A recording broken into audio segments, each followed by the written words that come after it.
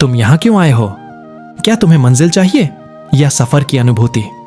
ओशो कहते हैं, जीवन कोई लक्ष्य नहीं, एक बहती नदी है।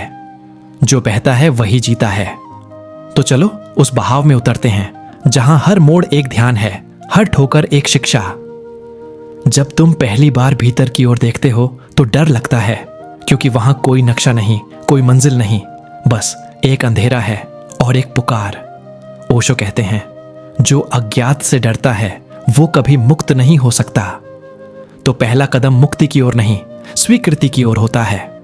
स्वीकार करो कि तुम नहीं जानते, और यही अज्ञान तुम्हारी पहली प्रेरणा है। सफर बोलता नहीं पर सुनाता है। हर रास्ता एक कहानी है, हर मोड़ एक कविता।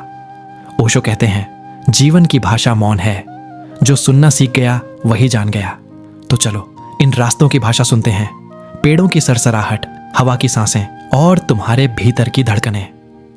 सफर में कांटे होंगे, धूप होगी, थकावट होगी, पर वही तुम्हें तराशेगी।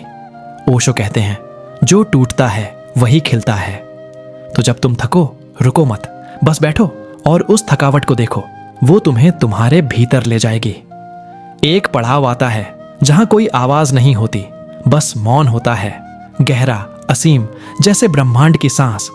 ओशो कहते हैं, मौन कोई क्रिया नहीं, एक अवस्था है। इस मौन में तुम्हें तुम्हारा स्व मिलेगा, वो मैं जो कभी बोला नहीं पर हमेशा था। सफर को नियंत्रित नहीं किया जा सकता। वो नदी की तरह है जिसे बस बहने दिया जाता है। ओशो कहते हैं, जो बहता है वो जीवन को जानता है।